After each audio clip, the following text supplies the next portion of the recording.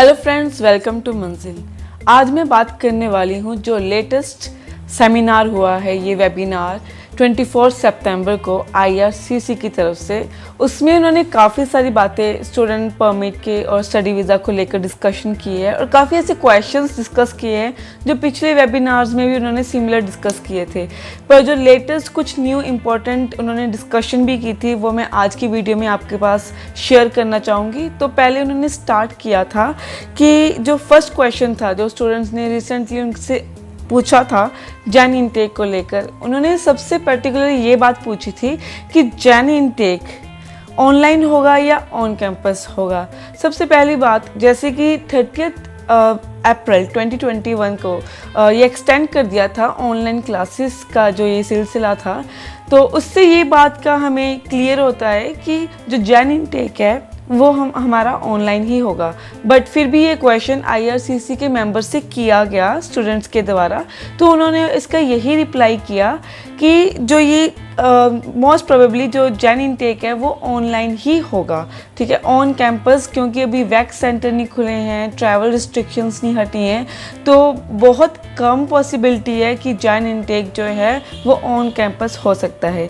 फिर इसके रिगार्डिंग काफ़ी जो मेन क्वेश्चन था जो बच्चों ने पूछा था कि जो शायद कनाडा में ही है या किस रिलेटिव, इन्होंने ये क्वेश्चन पूछा था कि हमारी जो स्टडी है वो ऑनलाइन चल रही है एंड क्या हम ऑनलाइन स्टडी के साथ साथ फुल टाइम वर्क भी कर सकते हैं, लाइक फुल टाइम वर्क भी हो और साइमल्टेनियसली हम स्टडी भी कर सकें।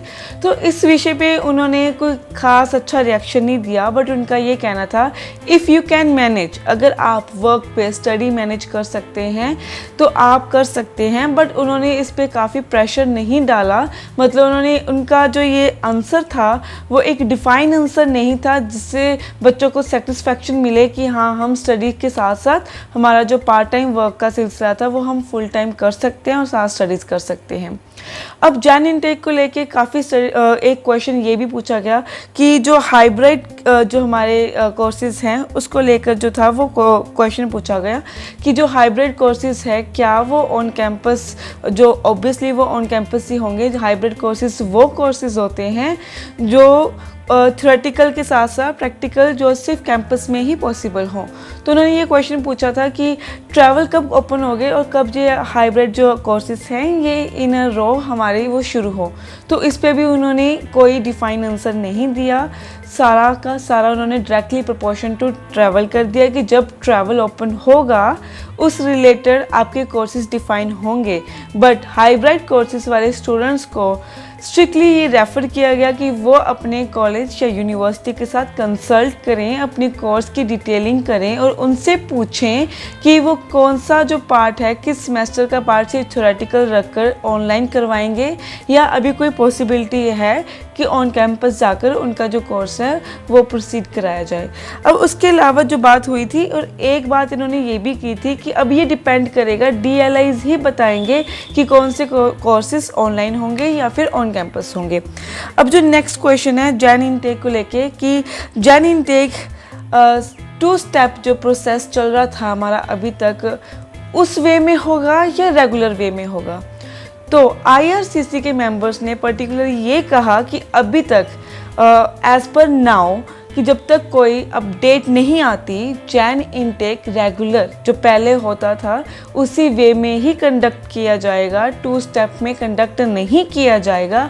बट इन केस फ्यूचर में अगर 2 स्टेप का ये प्रोसेस शुरू हो जाता है, ये अपडेट आ जाता है, तो इसकी पॉसिबिलिटी है कि जैन इनटेक भी 2 स्टेप प्रोसेस का एक हिस्सा होगा। बट ये उन्होंने पक्का नहीं कहा कि जैन इनटेक रेगुलर होगा या नहीं होगा। अब उन्होंने कहा था कि फॉल इनटेक के द्वारा जो क्वेश्चन किए गए थे, जो नेक्स्ट हमारा टॉपिक है वो फॉल इनटेक को लेकर है, और उसमें उन्होंने सबसे पहले कहा था कि क्या 15 सितंबर के बाद AIPs आ रही हैं या एप्लीकेशन वो सबमिट करवा रहे हैं। तो उन्होंने आंसर ये किया था कि 15 सितंबर के बाद भी AIPs की जो एप्लीकेशंस हैं वो सबमिट हो रही हैं और बच्चों को AIPs दे रहे हैं। बट पर्टिकुलरली अगर उन्होंने ये कहा था कि जो बच्चे 15 सितंबर से पहले इस प्रोसेस का हिस्सा बन चुके थे, AIP ले चुके थे, सिर्फ उन बच्चों को ही PSW मिलेगा, पोस्ट स्टडी वीज़ा मिलेगा। मतलब अगर आप 15 सितंबर के बाद अगर आपने अप्लाई किया है या AIP आपके उसके बाद आया है तो आपको PSW नहीं मिलेगा, पोस्ट स्टडी वर्क वीज़ा नहीं मिलेगा। सो जो बच्चे अभी AIP लेने का सोच रहे हैं तो उनको सितंबर इनटेक के लिए भी अप्लाई नहीं करना चाहिए क्योंकि उनको PSW नहीं मिलेगा। तो अब वो डायरेक्टली जैन इनटेक के लिए ही अप्लाई करें, सितंबर के लिए अप्लाई करके अपना टाइम वेस्ट ना करें क्योंकि ऑनलाइन स्टडीज़ आपकी कंटिन्यू होगी, पर जो मेन मैटर है वहाँ पे आपको PSW नहीं मिलेगा। उसके बाद जो आया था क्वेश्चन ये था कि सेकंड स्टेज के जो थे वो रिज़ल्ट कब आएंगे, कि जिन बच्चों ने AIP ले ली थी 15 सितंबर को और उसके बाद सेकंड स्टेज के लिए भी उनका प्रोसीड हो गया था, उनके रिज़ल्ट्स उनको कब मिलेंगे। तो उनके मेंबर्स ने इसका आंसर बड़े कंफ्यूजिंग वे में दिया था क्योंकि उन्होंने VFS और ट्रैवल को रिलेट करके इसका आंसर दिया था कि जब VFS ओपन होंगे तभी आपका जो सेकंड स्टेज का ये रिज़ल्ट है वो आएगा। बट जो VFS है वो ट्रैवल को डायरेक्टली प्रोपोर्शनल है। लाइक जब ट्रैवल ओपन होगा तभी ही उसके नियर बाय VFS ओपन होंगे। ये उनका कहना है कि अगर हम VFS ओपन भी कर दें तो ट्रैवल का तो अभी जो ट्रैवल रिस्ट्रिक्शन है अभी इसको लेकर इंडिया में कोई भी अपडेट नहीं आया है। तो अगर आपका रिज़ल्ट आ भी जाता है तो आपको ट्रैवल फ्लाइट जो आपकी ट्रैवल हिस्ट्री है वो नहीं होगी। सो उन्होंने इसको भी कंफ्यूजिंग वे में ही आंसर दिया था जो उन्होंने पिछले 2-3 वेबिनार में इन कंटिन्यू वे में उनका आंसर था वही इस बार भी सेम रहा था। अब नेक्स्ट टॉपिक आता है मेडिकल को लेकर। अब कई बच्चों ने कहा है कि VFS ओपन नहीं हुआ है और उनका मेडिकल हो चुका है बट उनका जो स्टडी परमिट वैलिड है बट VFS ओपन होने के ना कारण, ठीक है, अभी फ्लाइंग ओपन नहीं हुई है तो तब तक उनका मेडिकल एक्सपायर हो जाएगा। तो बेसिकली मेन क्वेश्चन ये था कि उनका मेडिकल एक्सपायर होने वाला है या हो चुका है बट उनका जो स्टडी परमिट है वो अभी तक वैलिड है, तो क्या वो उनको मेडिकल दोबारा करवाना पड़ेगा या फिर उनका एक्सपायर जो मेडिकल है उसके साथ वो कनाडा एंटर कर सकते हैं।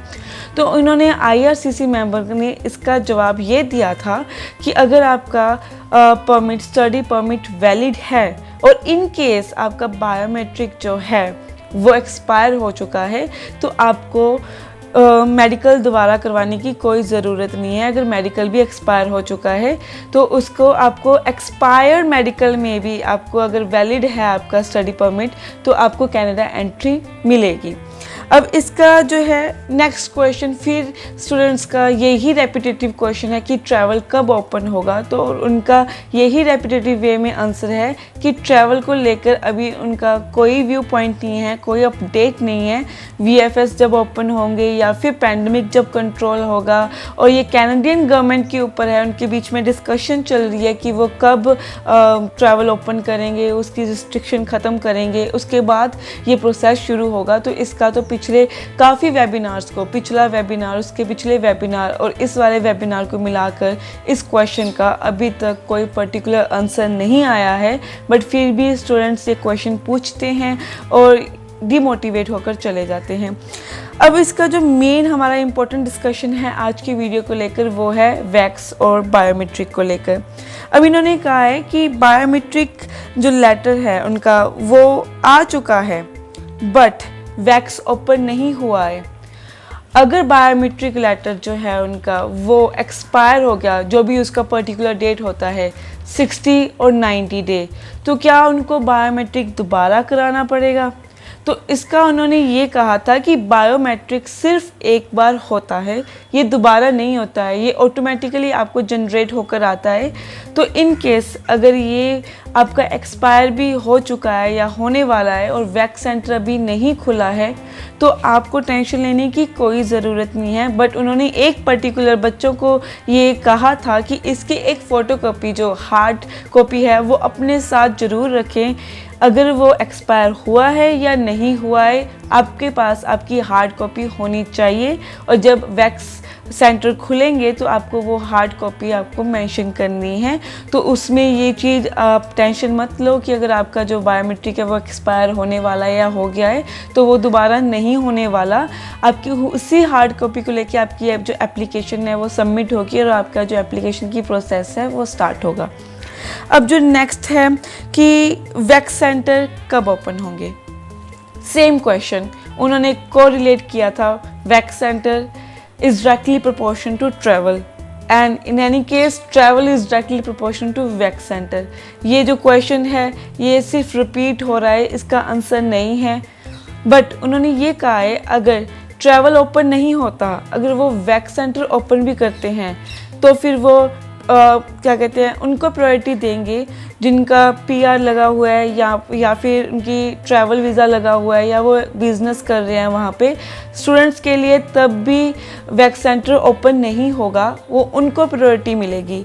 बट उन्होंने साथ में ये भी कहा है कि जब वैक्स सेंटर ट्रैवल ओपन होती है, वैक्स सेंटर ओपन होंगे तो वो अपने एम्प्लॉयज़ के वर्किंग आवर बढ़ा देंगे ताकि वो बच्चों की एप्लीकेशन को प्रोसेस जल्दी करें और उन सब बच्चों को जो बाहर जाना चाहते हैं वो जल्द से जल्द उनकी ट्रैवल हिस्ट्री ओपन करके उनको बाहर भेजें।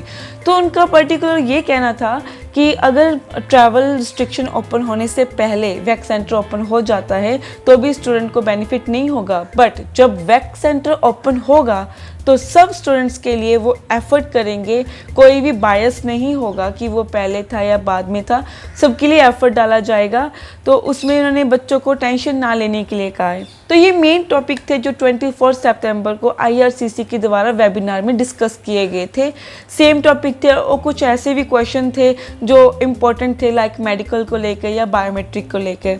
होप जो ये वीडियो है वो आपको आपके डायलेमा और कन्फ्यूज़न को दूर करने के लिए काफ़ी यूज़फुल होगी। और अगर आपको कोई और इसके रिलेटेड प्रॉब्लम है या अपने कोर्सेज़ को रिलेटेड प्रॉब्लम है या EIP को लेकर प्रॉब्लम है और वेबिनार के थ्रू आपकी कन्फ्यूज़न दूर नहीं हो रही है तो हमारी मंजिल का स्टाफ आपके लिए हमेशा अवेलेबल है। आप नीचे दिए गए नंबर पे कांटेक्ट भी कर सकते हैं या फिर डायरेक्ट अपने ओरिजिनल डॉक्यूमेंट्स लेकर ऑफिस भी आ सकते हैं या आप मेल भी कर सकते हैं। आपकी हर एक कन्फ्यूज़न, आपकी हर एक फाइल प्रोसेसिंग मंजिल का स्टाफ आपको बहुत अच्छी तरह से करके देगा। Thank you.